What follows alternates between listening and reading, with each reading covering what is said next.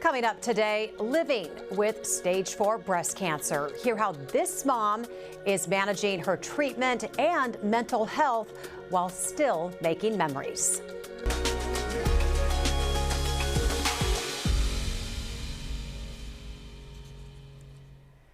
Good morning, everyone. I'm Jessica Lovell, and welcome to the Morning Medical Update. Breast cancer is simply not what it used to be. It's more treatable than ever, helping more and more patients beat breast cancer. But as the woman you're about to meet proves, it's also possible to live with cancer and live fully. I just had this gut feeling that something was wrong. Things kind of looked off. When wife and mom of 3, Jenny Nelson, learned that she had stage 1 cancer, it hit her hard, but she got on it quick. And so then it was like this fast, speedy appointments after one and after one another. She met with breast oncologist Dr. Ann O'Day at the University of Kansas Cancer Center. She gave us a lot of hope, and we knew that there were a lot of treatment options. Jenny tested positive for the BRCA2 genetic mutation, which qualified her for a risk-reducing double mastectomy. Later, it was 6 weeks of radiation treatment and then tamoxifen. And that was the plan. Just stick with that for 5 or more years and just, watch and see. But hope turned to dread when a year and a half later, Jenny's cancer returned. This time, it was stage 4. We did a bone biopsy, and it was my breast cancer had metastasized to my bones. She met with Dr. O'Day once again. She has a great plan for medication, and so I'm doing that. And now I'm stable. My cancer's there, but my body is healing. My bones are healing. Meaning that Jenny is now living with cancer and doing some reliving. And I choose you to walk down life's path. I felt like royalty. I felt beautiful. Through the organization Hitched Hands Helping, Jenny and her husband Nick, they were gifted a wedding renewal ceremony, solidifying the vow in sickness and in health. It's like the day was a time capsule for our family. Yes, this is what love looks like. This is what family looks like. And I felt special, and cancer did not touch that day. While her cancer team helps keep Jenny's cancer at bay, Jenny puts it in its place. So if I reframe it as, yeah, I have cancer, and short of a miracle from the Lord, I will always have cancer. However, I can live with cancer. I can find ways to participate and live and breathe and engage with my kids and my husband and live a very full life. And we just wanted to let you know, since we put that story together, it has not exactly been smooth sailing for Jenny. It's been a challenge to keep her cancer at bay, but we are so glad that she is here with us to continue to share her story. Jenny is in studio with us, and how are you feeling today? I feel very strong and very blessed to be here. Strong and blessed. You can't get better than that, right? That's right. We're also happy to highlight the importance of mental health with Dr. Marcus Alt, an oncopsychologist at the University of Kansas Cancer Center, who works exclusively with patients living with cancer. Great to have you. Good morning. Glad to be here. We're also connected this morning with breast medical oncologist Dr. Ann O'Day. She is the medical director of breast cancer survivorship. Hello, good morning. She joins us from the Women's Cancer Center at the University of Kansas Cancer Center in Overland Park. Dr. O'Day, good morning to you. Good morning. It's so good to see you both. Well, we're glad to have you. We'll get with you in just one moment. Want to check in with Jenny. You've been through a lot, to put it lightly. We've talked a lot about this, but let's start with that. Let's start with something really good, that ceremony, that time that you felt like royalty. Let's go back to that. Absolutely. It was amazing. It was incredible. Yeah, this was put on by a non-for-profit called Wish Upon a Wedding, and then Hitched Helping Hands put it on here in Kansas City, and it was remarkable.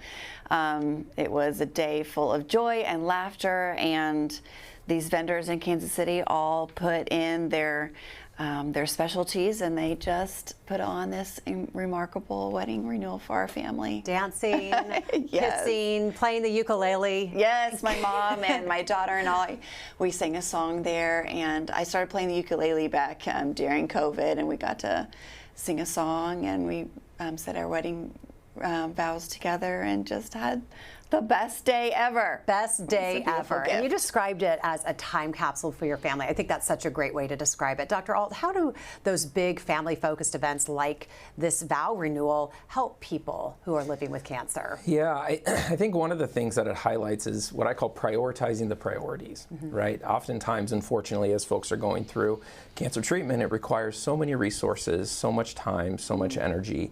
And one of the things that can happen is kind of the values, the priorities kind of get nudged to the sideline. And so this is an example of Jenny prioritizing the priorities in her life, her family, her faith, friends, loved ones. Living in the moment. Living in the moment, absolutely. Jenny, there was the original diagnosis and treatment that unfortunately we learned about the recurrence in that story. What symptoms were you feeling that you then knew that this had returned? Yeah, so 4 years ago was stage 1, and then 2 years ago I started having hip pain, and I went and saw a chiropractor, and then it wasn't getting better. And so that's when I talked to O'Day and was like, something is going on here. And so she was on it from the beginning and said, okay, let's look into this. And so that's when we figured out that it had come back. And that's where we left off in the story when we first met with you. Do you mind just sharing where you're at today? Yeah, just since then things have progressed, and unfortunately it's just spread to different places, and I am now on chemo and it's going really well.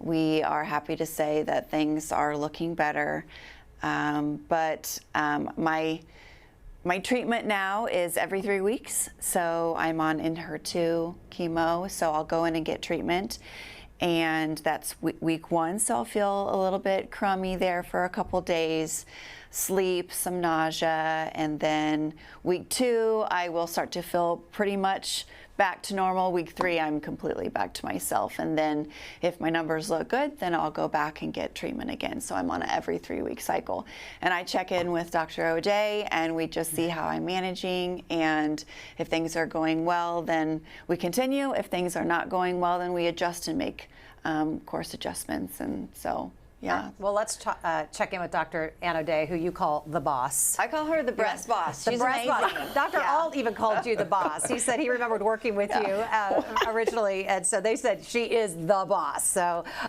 Dr. O'Day, treatment for metastatic breast cancer, of course, has come a long way. Can you explain medically what Jenny has been facing and the treatments helping her manage right now? Yeah, Jenny, of course, as you can see, you know, from your conversations with her, from the video package, she's such a warrior. She and her family have so much faith, so much strength, and they bring that into each and every visit. It shines through in her. She's really an inspiration to all of us, to all of our staff, our team, our nursing staff. We were all able to go and be there and be a part of the party to celebrate her vow renewal, and it was such an honor and such a privilege. And I appreciate Dr. Alt so much in partnering with us and helping her, as he says, prioritize the priorities. I love that so much. And that's really our goal when we're treating advanced breast cancer, is to help patients live as long as they possibly can, but to live as best as they possibly can. And that means using treatments to try to slow down or minimize symptoms that they might have from their breast cancer. In Jenny's case, you know, her cancer is extremely vigilant, and she has done everything she can to stay on top of it, and is now using a new medication, which is in a new class of drugs called antibody drug conjugates. It's one of the most important new classes of medicines in the treatment of cancer. It allows us to deliver chemotherapy in a targeted way to the breast cancer cells at high concentrations, and luckily it's working well. It's working well for Jenny. Dr. O'Day, bone metastases can be really painful, as we hear from patients often. How can radiation help, even if the goal is not to use that to cure the cancer? Right, radiation is an incredibly important tool, especially when it comes to palliating or trying to help with pain relief or prevent bones from breaking. And our radiation oncologists have very targeted techniques to allow them to treat areas where cancer is affecting the bone, and that often causes a scarring or sclerotic reaction that kind of reinforces the bone and helps prevent pain, nerve infiltration, breaking, and so on. So that is an important way that sometimes we're able to help patients with their pain and minimize the amount of pain medicine and other things that they have to take, which might make them tired and make it more difficult for them to be present in their daily life with their families. Jenny, what kind of side effects are you dealing with? Well, I would say the pain of my joints. I do have hip pain and joint pain. I take Xgeva, which can help with that. Just overall bone, just strengthening the bones. But sometimes that can cause some joint pain as well.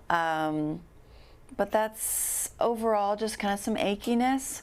With the chemo, I do have some nausea and some overall fatigue. I just sleep more. I have experienced some hair loss. I'm just one of the lucky ones. Not all people have that. I do have some brain fogginess, just trying to stay on top of that and just give myself some grace with that, and also my family is good and just being patient with me. But overall, I mean, I'm doing really well. I'm happy with the way that I'm living my life, and I'm happy with the care that I receive from Dr. Auld. And when things start to feel emotionally heavy, I just know I really need to process all of that. And that's when I have regular appointments with Dr. Auld, and he really helps me process through the emotional heaviness that cancer brings. And I would say that without going to somebody, then I would be struggling a lot more just with the emotional side of what cancer brings. When did you first meet Dr. Auld? We're coming up on 2 years. Yeah. Mm-hmm. I had to look back because I couldn't remember when it all started. But yeah, almost 2 years. When I asked you about doctors that you wanted to bring on, of course, Dr. O'Day, then you mentioned Dr. Marcus Auld, and I said, I don't know Dr. Auld, this cancer doctor, and you said, no, he's been helping me with my mental health, and you said he has been completely somebody I've relied on so much through this journey. When did you decide that it was important for you to go see someone for your mental health? That's a great question. So when I was diagnosed with stage 1, I was feeling really angry about just being diagnosed in general, and I could tell I was taking that out on my family, and I knew that they weren't able to help me process through this because they couldn't help me with it. So I saw someone when I was diagnosed with stage 1, and that was great. It was wonderful, but it was someone who was not a specialist in cancer. And so when I was diagnosed with stage 4, I went back to her, and she was lovely and wonderful, but I knew from the get-go that she was not able to help me. And she knew too, actually, because she was asking me questions about my cancer, and in fact she didn't even charge me for it. We wrapped up and I said, I thank you so much for today. I just don't think that we're in a good spot. And she said, I don't think so either. And so and I looked back and I was like, I don't think she didn't even charge me for this. So then I went back to Dr. O'Day's team and her amazing, remarkable nurses, and I said, I just really need to find somebody. And so they hooked me up with Dr. Auld, and I did research as well. And so I reached out to him, and then we just got hooked up. And our first meeting, I just knew, oh my goodness, he knows my doctor, he knows this medicine I'm dealing with, he knows like when I can be real with him and ask these really big questions, and I'm not fearful of saying things like, I'm scared about dying, I'm scared about my treatment, I'm scared about this, and he's just like, he's heard it all before. So yeah, that's when I reached out, and I knew that this is the place that I needed to be. You guys just clicked. You clicked. Yeah, just because of the content. Sure.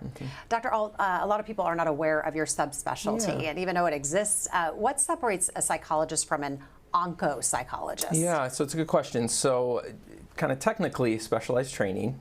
So our team, we have 6 psychologists, 7 psychologists, and a clinical social worker that has more formalized training and experience in working in cancer and health settings. And so whether that's a fellowship or an internship, we spend at least a year or two really just focusing on working with people with cancer.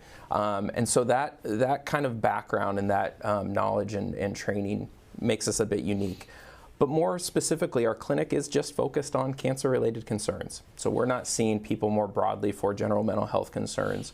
We're just working with cancer patients and their loved ones and families as they're going through treatment. And so we're integrated, we're collaborative with the oncologists, the team members there. We're embedded within the clinics. We work side by side with the physicians as well to really help provide kind of that whole person care.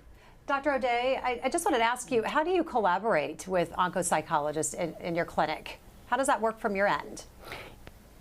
Yeah, so incredibly grateful. We recognize the challenge that this diagnosis brings to patients and families like Jenny, and we're so blessed to have an entire team of oncology psychologists, which can really, partner with patients and their families to help support them as they try to navigate this really unprecedented experience that I always say, none of us are born knowing how to deal with life-threatening cancer. Like, that is not something that is sort of a part of our normal, our normal makeup. And so there are skills that can absolutely be help supported and taught and reinforced. And Dr. Alt does a fantastic job doing that. Luckily, he was able to spend his fellowship with us at the University of Kansas Cancer Center. And so I was able to be a part, even when he was going through his training. He was able to be in my clinic, shadowing, seeing firsthand what patients like Jenny and her family are dealing with, learning about the medicines, learning about the tests that they undergo, learning about a little bit about what life is like to navigate as a patient with metastatic breast cancer. And I think that that kind of knowledge he brings into his practice every day, in addition to his incredible compassion and caring. And often when he sees patients, he may reach out to me, and there are things that maybe have been shared that I may not be aware of, and vice versa. Sometimes I will reach out to him and say, I just wanted to let you know that this situation is happening with this particular patient, and we could really use your help and your support and whatever tools you have to help in this situation.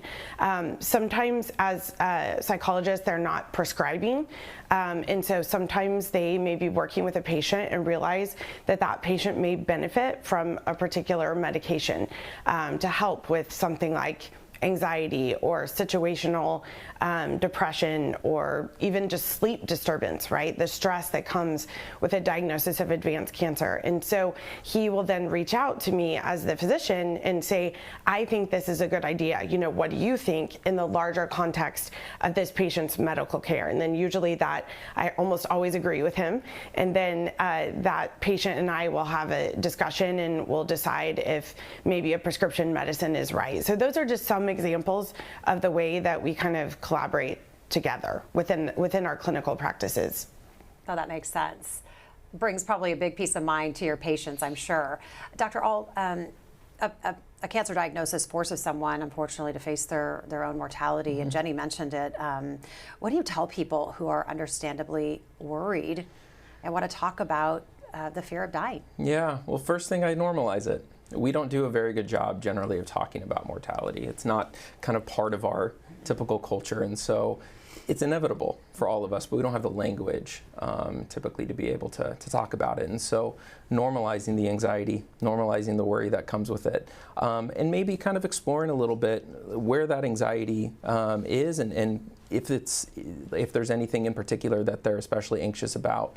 But I think more importantly, there becomes kind of a shift that takes place in that conversation where the focus is instead on living and on life. I mean, death and life are co-occurring together, and so how can we really make sure that we're living in a meaningful and kind of full way? Given the inevitability and certainty of mortality, we're also living every single day. And so that, I think, really becomes the focus of those conversations. meaningfulness in every single day, maybe some legacy projects or certain priorities, as I said before, that maybe got pushed to the side. Well, how do we kind of bring them back to center stage? So that I think that's probably the biggest part of grappling with mortality, is really asking ourselves, well, how am I living? Yeah, something we should be asking ourselves, all of us. All the time. And I'm sure the goals are different for every patient. Yes. Jenny, what have been, would you say, some of the biggest takeaways for you in your meetings with Dr. Alt? Oh my goodness. I mean, every time that I come in, and it depends on when it is, like at the beginning of our meetings, things were kind of in a whirlwind, and then I was able to settle into a pattern, and then things were stable, and then now things have kind of kicked up, and then we were meeting there for a while, and I kept coming in like right after chemo when I was not feeling well, and we had to kind of kick those around, our meetings up a little bit at different times. And so each time I come, I'm bringing in something. And so it's hard to say my big, huge takeaways, but every time I come, I'm feeling like so much lighter, because I'm able to take this mess of what I brought and like categorize it into something that is safe and manageable. But what I would say is that when, and I'm just speaking to the people who are listening who might have cancer or a loved one with cancer, is that it's okay to not be thriving all the time. And like when we're working through things, sometimes I'm coming in and I feel so great and I feel like I am thriving and my family is in a good spot and I'm in a good spot and I'm working through stuff, but it's like manageable and yes. And then sometimes I come in and I'm such a mess and I'm not in a place where I'm thriving and I feel so just blah. And that's okay too. Like it's okay to not be at your best, but like you're in this storm and he's taught me like, but you're gonna be okay. Like you might not be thriving, but you're okay, and that's okay too. So I think that just getting up and living and breathing is okay some days. Thank you. That's very good advice. Again, for all of us. Just Yeah. you don't have to be thriving at every minute of every day. Of course, you're still living life when you're feeling good, when you're feeling like thriving. Yeah. You shared some great photos here. People think of somebody maybe living with cancer as they're lying in bed, and this is certainly not the case for you. You're doing No. all sorts of fun stuff. What's That's going right. on here? Mm-hmm.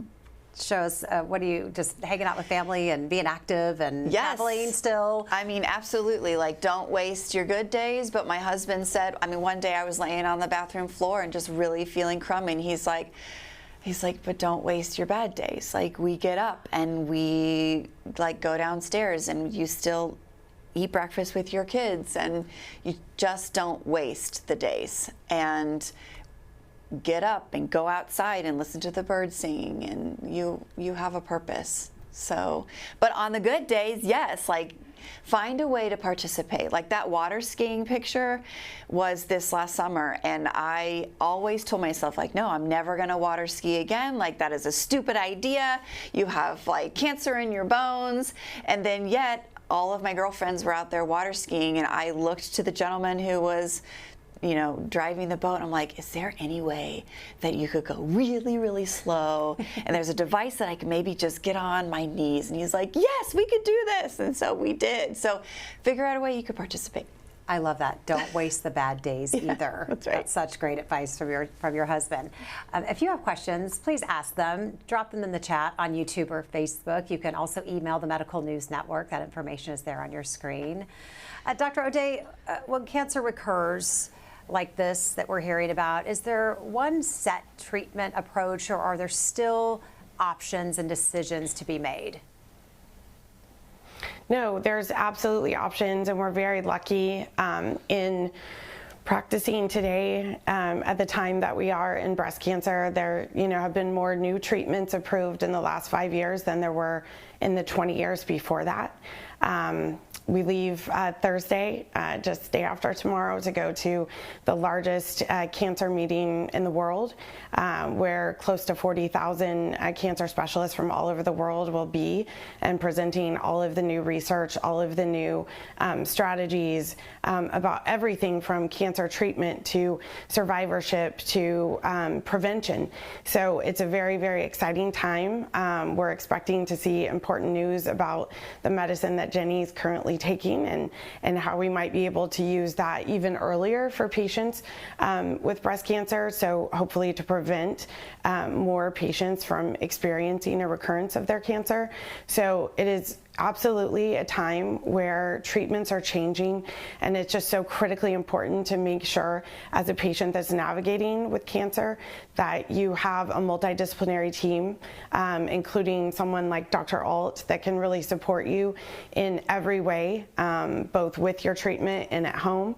And I think it's so important that each and every patient have a team that they feel that they can talk to. That's the most important thing. You have to feel like you can share, how you're feeling, whether it is a good day or a bad day. As Jenny so beautifully articulated, those are important things for us to know, so that we can help support her and her family as they navigate this incredibly difficult time. So again, encouraging each and every patient that's out there, make sure you assemble this multidisciplinary team that you feel like you can talk to and share how you're feeling and express your concerns, your fears, and be open to what they have to say as well, with options for treatment or strategies to manage symptoms, whatever that is, whatever that looks like for you. But that two-way exchange of information is really, really important. And as Jenny knows, better than anyone, this is really a journey, and it's not something that is occurring in a vacuum. She's living as a patient with metastatic breast cancer while still being a mom and a wife, and all of these amazing things that she is every day. Well, Jenny, of course, we're talking with two of your big supporters here with us today, but I know there are so many in your immediate family and beyond. Tell us about the kind of support you're getting. Oh, it just makes me emotional, actually, just like Dr. O'Day and Dr. Alt. It is such a team approach, and I'm really thankful for KU, and it's been such a collaborative team. I've had physical therapy, and after my double mastectomy, just to get me back in full motion, and these two guys. Church is a huge part of me and my faith journey. I've had great support, just people bringing us meals. For 5 weeks, just people loving on us. My family has been constant support for us, and my friends threw a Kick Cancer's butt party. It's just, it is really important to reach out and ask for help. We were not able to really do all the things. We had some guys come and mow our lawn for us. Just ask for the help, because it's really hard on your family. It's hard on you. It's hard for your kids, and it's really good and beautiful blessing to see your kids being loved on by other people. And people want to help. They truly, sincerely want to help your family. So let them in beautiful ways. Just let them. Yeah. Let's get to some questions and comments from our viewers. First one's from Jeremy. He says, thank you so much for sharing your story. You're amazing. He also wants to know, were there any coping strategies or tools you learned through this whole process or with the oncopsychologist so far that you have found really, really helpful? That's a great question. I think actually in the last 2 months or so, coping strategies for me was to make my bed. My grandma would love that one, but just the idea of getting up and making my bed felt like a task that I could accomplish in a day. And then I would go outside every day, whether it was grabbing a blanket and covering up and listening to the birds. Just getting outside was a coping. Writing down things, like positive things that I would think.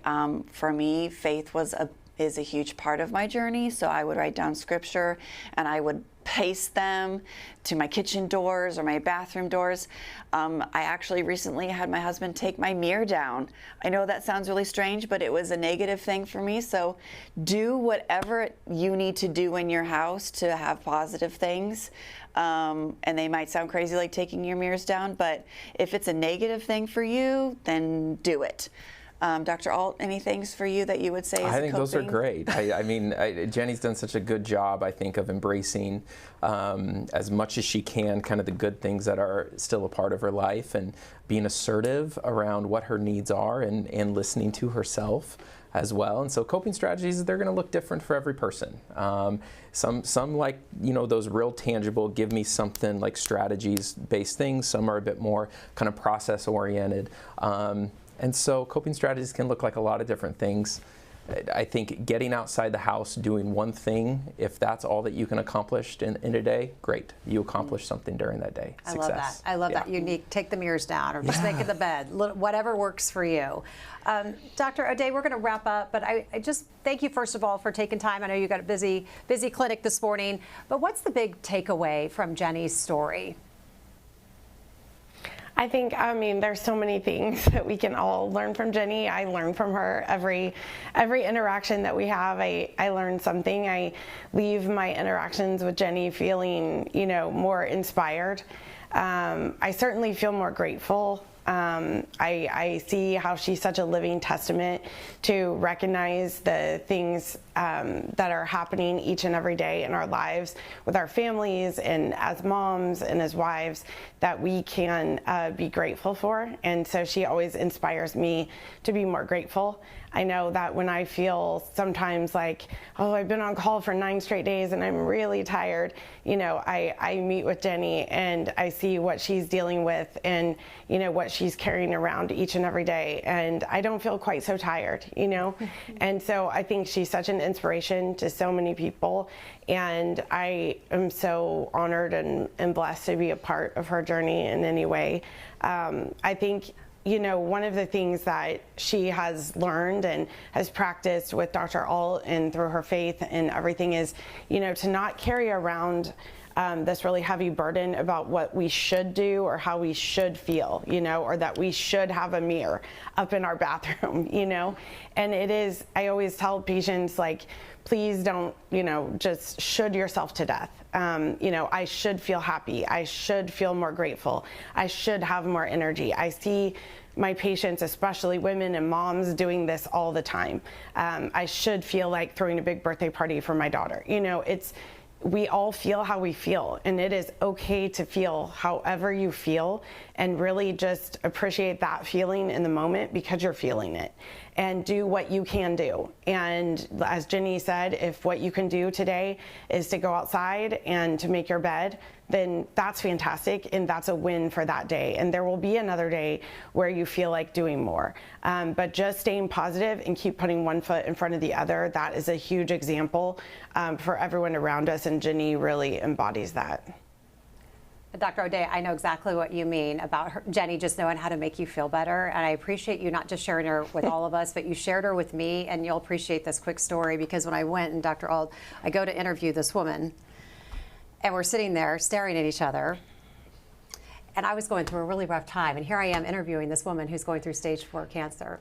And she looked at me and she said, do you mind, she knew I was going through something rough. She goes, do you mind if I pray with you? And I just want to tell you, I'll never forget that.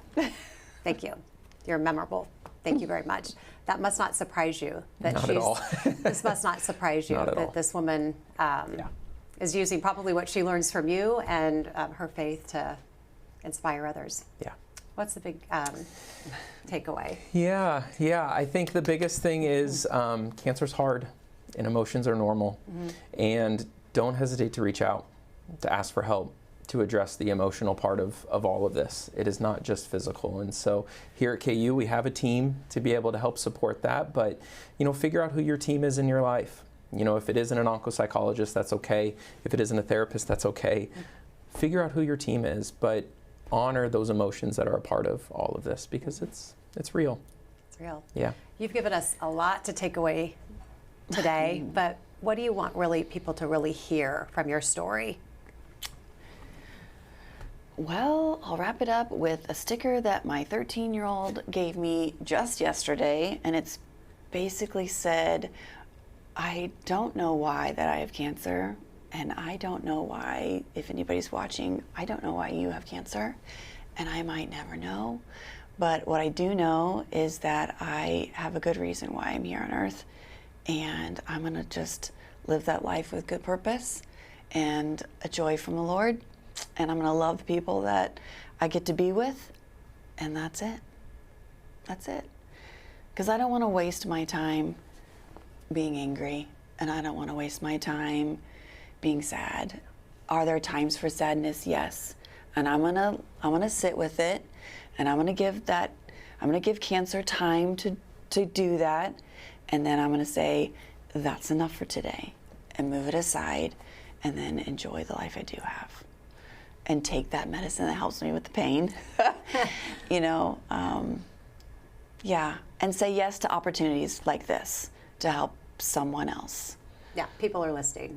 And we just appreciate you fighting the good fight and keeping after it and doing what you're doing. So thank you, Dr. And thank you for what you're doing. Yeah. Thank you, Dr. Of All. course. Beautiful Thanks work. to everybody. And Dr. O'Day, I know she had to run, but I just want to thank all of our guests. This has just been such a great conversation, and just what a great way to start out our week. So thank you for being here. Thank you to all of our guests, and thank you to our viewers for being with us. We'll see you back here tomorrow. Medicine is a team sport, and whether it's a clinic, unit, or operating room, nurses are there giving compassionate care. I'm Jessica Lovell on the next Open Mics with Dr. Stites. See the teamwork keeping busy clinics running, plus the career paths for 2 nurses working closely with our chief medical officers. Wednesday at 8. Subscribe to our Morning Medical Update and Open Mics with Dr. Stites podcast. Now everywhere podcasts are available.